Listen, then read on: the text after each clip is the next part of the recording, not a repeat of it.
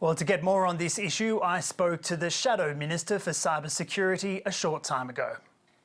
James Paterson, welcome to Capitol Hill. Thank you for having me. It's been almost a week since this massive cyber attack was alerted to Australian authorities. Do you understand this to be a basic attack, as the Home Affairs Minister said, or is it what Optus have said, that it was a sophisticated attack? It's a very good question that you ask, and really we do need clarity from Optus and the government about this question. It cannot be that this goes unresolved, that this is either a sophisticated attack or a basic attack. It's really important, and I think the government's in the best place to clarify that. How did this intrusion occur? What were the vulnerabilities that Optus had? And was it sophisticated or unsophisticated? Now, I know that there are briefings being made available to the Minister which go to the merits of that, and the Minister has to carefully consider the sensitivity of any classified information in revealing that information. But I think Optus customers are entitled to know. Was Optus done over by a really sophisticated adversary who had a very elaborate way of getting into their system and masking their activity, or were they negligent in exposing the customer's data? Well, it can't be both, can No. it? It's either sophisticated or it's basic. You mentioned the Home Affairs Minister, well informed by her intelligence agencies. Has somebody been misleading the public at a time of great concern and anxiety? Yes, there must be one person who is misleading the public. It is either the government and the Minister, or it is Optus and the CEO. It cannot be that they are both telling the truth. And who do you believe is doing that?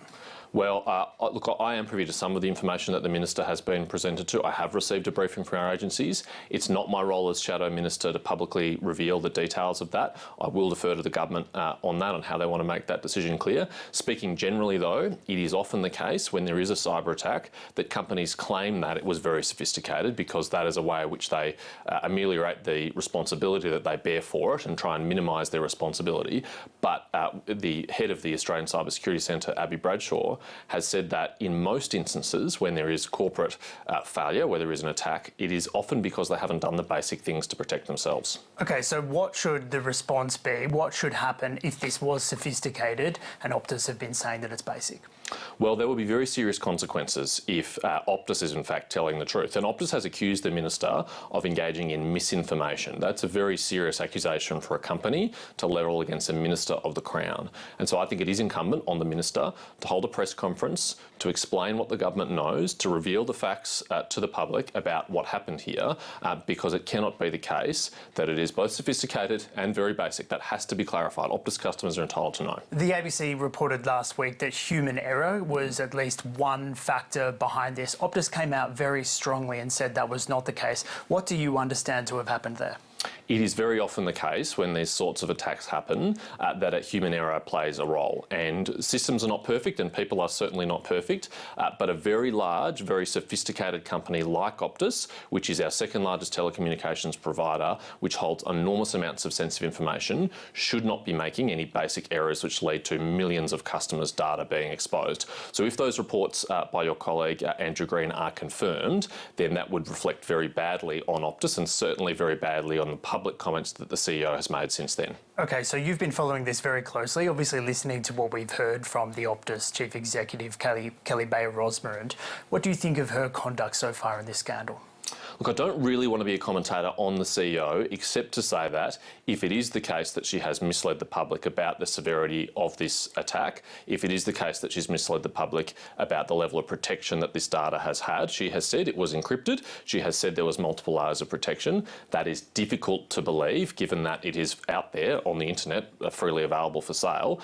Then I think there are very serious consequences which flow for her and for the company. But until we have the full set of facts, until a clear timeline is established, until there's clear evidence out there, it's difficult for the public to make up their minds about who's telling the truth. Okay, let's turn our attention to the consumers who are, of course, implicated in this and what the government can be doing to help. You've called on the Department of Foreign Affairs and Trade to be paying for passports to be reissued. Why should taxpayers be footing the bill for the mistakes, it appears, of a private company?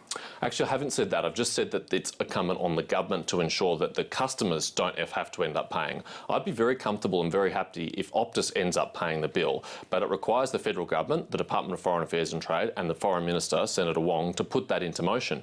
There are a number of state governments who've done this. New South Wales government, for example, has ensured that you can get a new driver's licence if it's been exposed, and they've said they're going to send the bill to Optus. Great, that's a really good outcome. I'd be very happy to see the same thing happen for passports federally, because if you're a victim of the Optus attack and you feel you need a new passport, you want to get a new passport, you shouldn't be $200 out of pocket because you're a victim.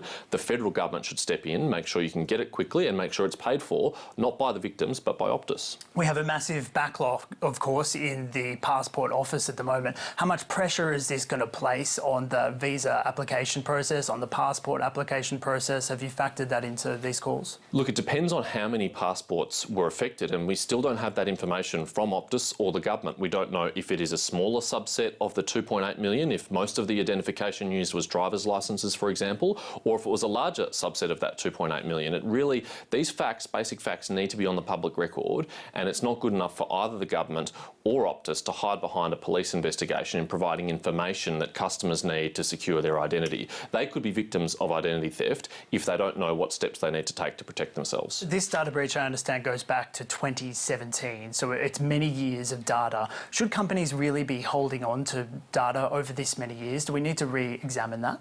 This is a really important issue.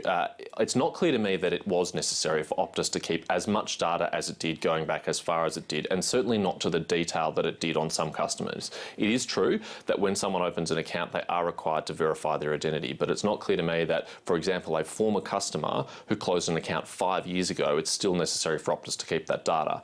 But if Optus feels that it is necessary to keep that data, if they feel like they're legally required or it's necessary for business purposes, well, then they should absolutely make sure it's protected, that it's encrypted, that it is not exposed to the internet in an insecure way. And it's very clear that they didn't do those things, given that we now know it's out there.